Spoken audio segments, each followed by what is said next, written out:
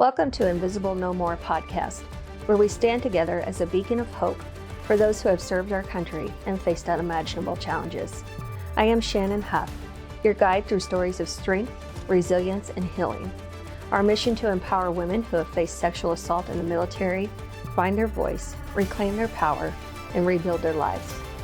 Join us as we share journeys of triumph over trauma, offer support, and shine a light on the path to restoration. Together, we are a Shield of Sisters. So welcome back to Shield of Sisters. This is episode 5. We have Jodi here with us. Jodi works for the VA here in Wisconsin, and we decided we wanted to get a little bit more on the official side of what's going on for our lady veterans, especially in the state of Wisconsin. So Jodi, if you kind of want to introduce yourself. Sure. And tell us what you do. Sure. I am Jodi Barnett, a Navy veteran. Go Navy. Go Navy. Right. I work for the Wisconsin Department of Veteran Affairs. I'm the Women Veterans Coordinator for the state of Wisconsin. Proud to be going into my third year. Whew, time flies.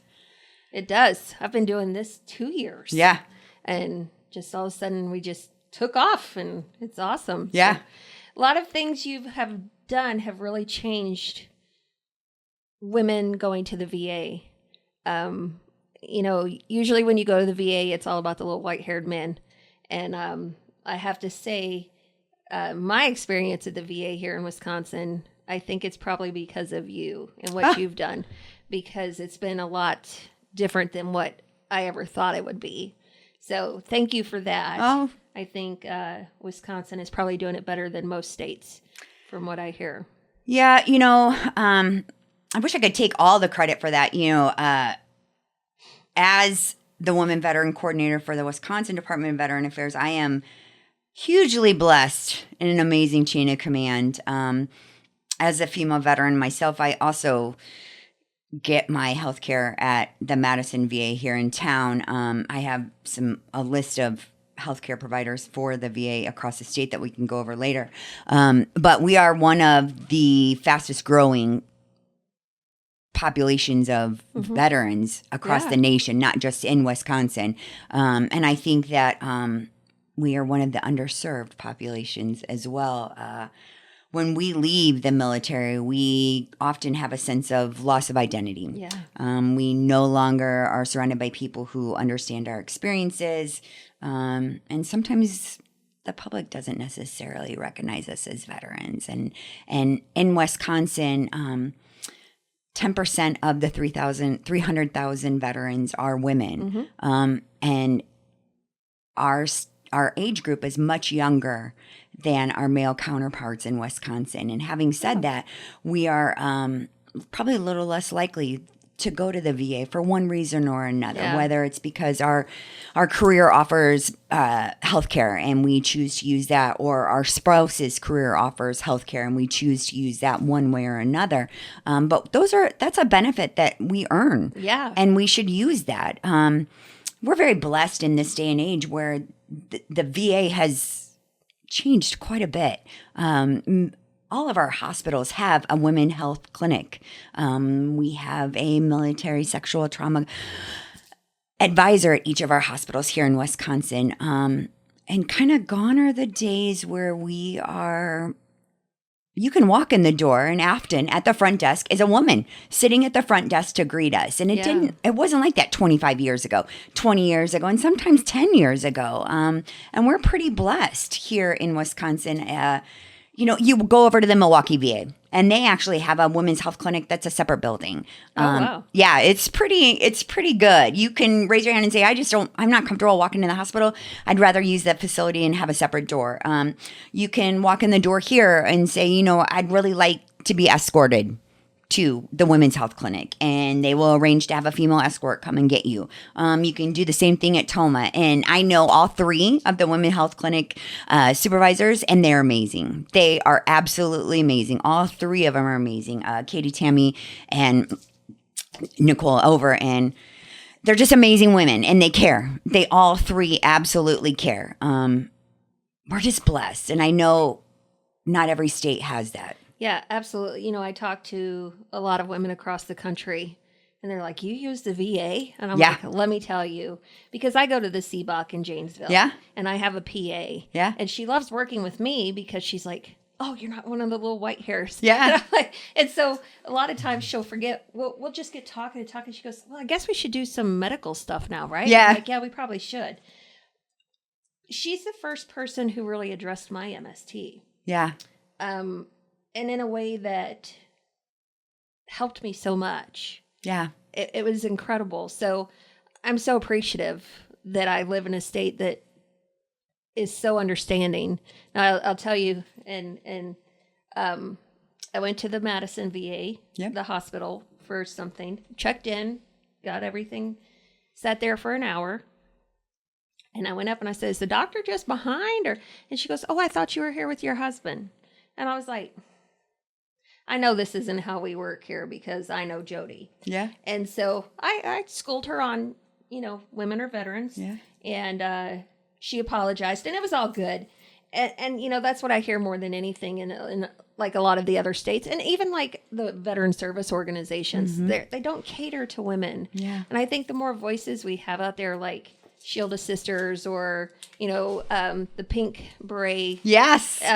Women Veterans Alliance, the more of those that stand up and like are out there for women. Yes. The more people are going to realize how to treat us, and I think, like you said, they don't know how to treat us because I don't know, I went from being in the military to being a military spouse. And that was a shocker. I was like, what do you mean you wear your husband's rank? You don't wear your husband's rank. Same. Yeah. Same. And I was kind of gruff, being in the Navy, that sailor mouth. Yeah. And, it just was a whole different world. And like even civilians who weren't military spouses didn't know how to treat me because I was just like this little attitude on crack or something. I don't know. Well, we're defeminized, right? Yeah. When we join the military, we are defeminized to fit the cultural norm, right? That's the very first thing we're taught in boot camp is one team, one fight. We are all one team, one fight. We're no longer male, female. When I went through boot camp, I'll tell you in 1996, I was part of here at Great Lakes. I was part of the first group that was integrated as male and female. And then that was it. You were male. You were no longer male or female. You were one team, one fight. So then when we get out of the military, that's the first thing we struggle with is how to be a female. Yeah. And then we are looked upon, I hate to say this, sometimes more often than not, our peers in the civilian sector don't know what to do with us because we are a little rough around the edges. We have to be. Yeah, because that's what we were just taught. Like yourself and myself, right? We become a spouse, right? I did this exact same thing you did.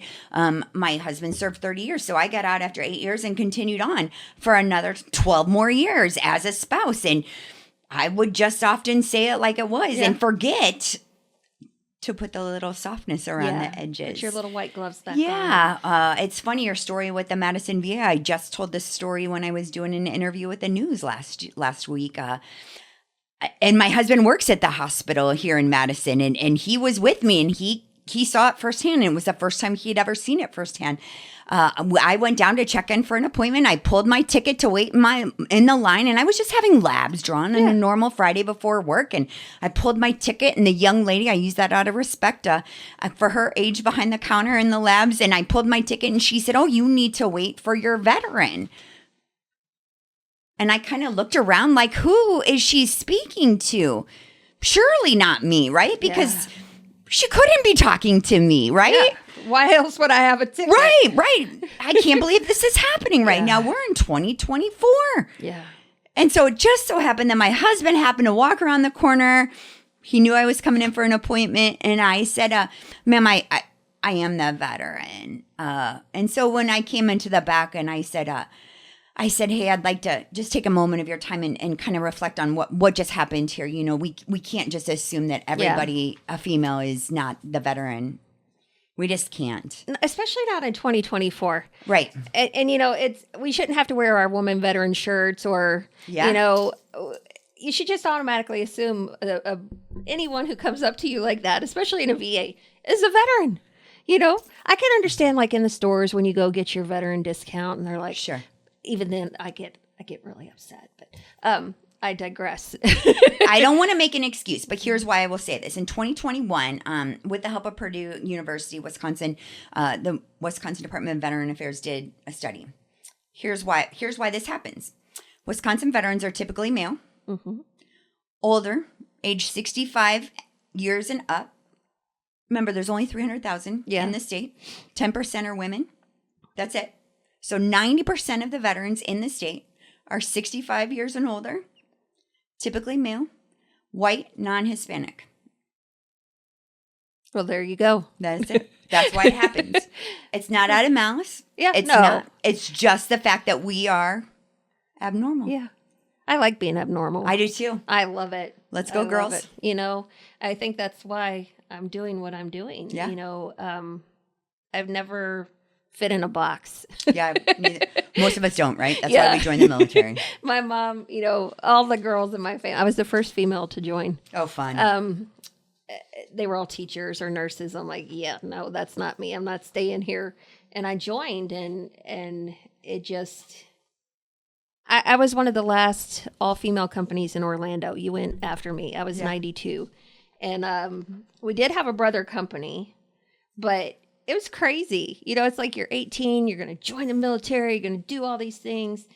And when you come back and you're cussing and yeah, my mom was like, she didn't know what to do with me. So you were the first female, but had anybody else in your family served? Oh yeah. Yeah. Oh yeah. Yeah. All the boys. All Yeah. the boys. Like my grandpa, my dad, my uncle, who my uncle is still very much, he's now a GS, but he's the garrison commander for all the Army. Yeah. And he came to Fort McCoy when I was the mayor, and that was one of his facilities. And he walks in, and I look at him. I said, "Don't you shut my facility down? Don't you shut my post down, because my town, you know, thrives on that." And he's like, "What are you doing here?" I'm like, "I'm the mayor, Uncle Dave." Welcome to my town. Yes. Well, he goes, "I used to change your diapers." I'm like, No, we're peers here right now. But I grew up in a military family. I grew up in Fort Knox, so I wasn't going to join the Army. Yeah. My stepdad was Navy, so joined the Navy. And, you know, after what happened to me with my MST, I couldn't tell my dad because I thought it would break his heart, because he's the one who said you should join the Navy. Yeah. And so he never knew. He died without knowing what happened to me, because I just couldn't let him know that his military that he loved so much, that his Navy would betray me like that. Yeah. You know, so I hid it for a long time. And like I said, you know, my doctor at the VA in Janesville was so instrumental in helping me. And I so appreciate that. It's interesting that you said that you felt encouraged and welcome to share that story here. So I first filed and talked about my story. I got out of the military in 2004. Mm-hmm. Never told my story till 2013, and then minimized it. And I, had official police reports, had it. It was there. Mm-hmm. It wasn't, I didn't have to go searching for, I didn't have to go asking for letters or anything like that. It was just there. And I think what a lot of us tend to, we tend to think of, MST is not a diagnosis, it's an event, right? Right. And it's everything afterwards. And I didn't want to acknowledge the luggage that I'm carrying, right? All the after effects of depression, sleeplessness, all of that goes with that, right? And so it wasn't until we moved from sunny San Diego to Wisconsin, which is another story, but it wasn't until here, Madison, VA, where I was like, hey, I'm ready to unpack this luggage, right? It's heavy. I got some stuff to work on. It's heavy. Yeah. It's heavy. And I hadn't, again, like you, right? I just hadn't met that connection. I hadn't made that connection with somebody. I hadn't felt the resources in the community. I hadn't clicked with my sisterhood. I just hadn't found my friends, my people. I just hadn't. And that's funny to me, because I was living in San Diego for all those years, one of the biggest military Yeah. towns. I don't care what you say, Virginia people, one of the biggest military towns in the world. And I just hadn't clicked with my military sisterhoods. And I think that that's what I love about my job, right? Is making those bridges, whether they use the VA, whether they are using the Shield of Sister retreats and making those connections with their battle buddies and their angels afterwards, whatever it takes to find the strength and tell the stories, even if it's writing it down and never audible telling the stories, but finding that connection within the VA to use the resources. And I hate to say file the claim, but file the claim. Yeah. File the claim. Yeah. Because, money's not going to change what happened to us. No. But it kind of says, hey, you went through a really crappy thing. Yeah. And they know it's not going to change anything. Yeah. But it's like okay, we're giving this to you so you can do other things to help. Maybe you don't work for a while so you can, Yes. get therapy or. Yes. So I kind of wanted to talk about that, Yeah. What has changed? I know there's been public laws, Yep. there's been all kinds of legislation go through. What has changed in the VA that has made it so much easier to get help Came with prepared, so MST? forgive me, You did. Jen. I see all this Yeah. pile of, and I've got my little notebook. Yep. Which is amazing. I can write on this paper and Yeah. it goes to my phone. Oh, good for you. Yeah. Good for you. I can keep my notes here.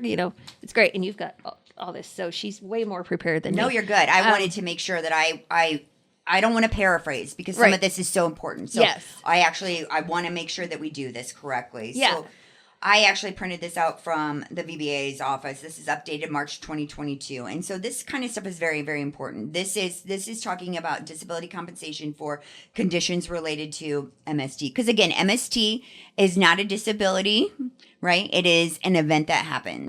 Right? So what happens is prior to 2018, a lot of claims were denied for MST. For whatever reason, right? I'm not a claim expert. I don't claim to be one, and I didn't stay at a Holiday Inn last night.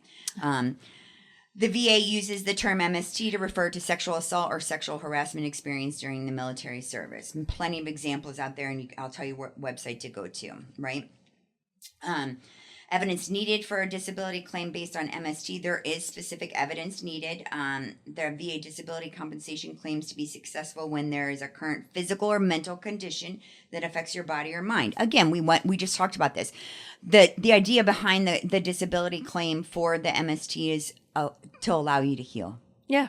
Whatever that healing takes Yeah. place. Many of us are sometimes incapacitated to a point where we're not able to work full time.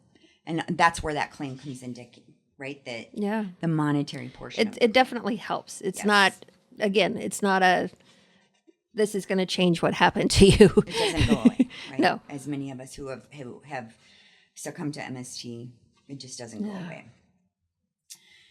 Here's where I was going. In an effort to continuously improve our service to veterans, the VA has made several recent changes to how MST claims are processed and decided.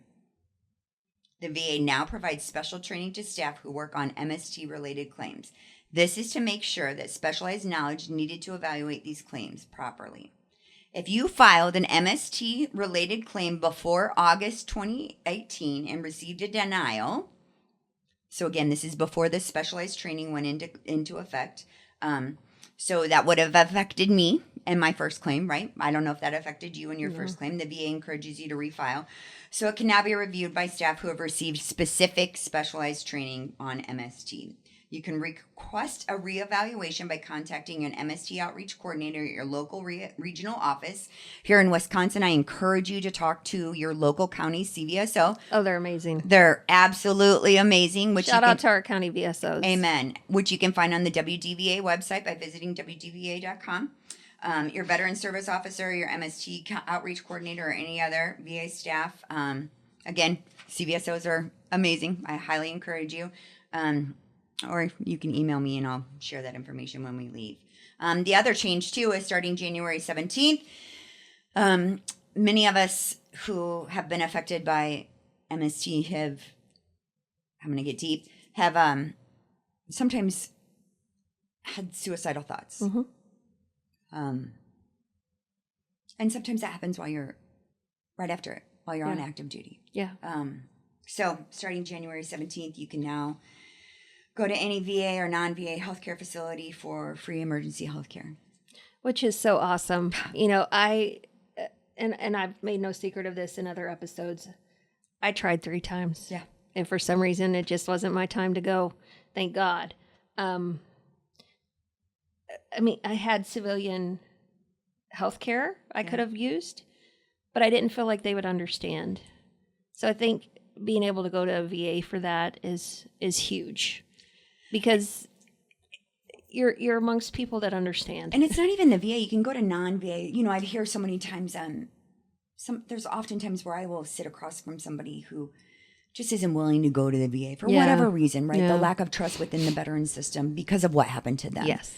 But I want to make sure that people know that in Wisconsin, we have vet centers in Wisconsin, and I'll go over that list too before we leave, of the vet centers. And the vet centers are they're not going to share your information. They're just not going to share your information with anybody. They're not going to share your information with the VA. They're not going to share your information with your command. They're not sharing your information. If you're not comfortable walking in the front doors of the VA, please go to your vet center. Yeah. I just did an event last night at the vet center, and I was in the room with 15 individuals, and we were building flower Lego. Shout out to Sherry at the Madison VA for that.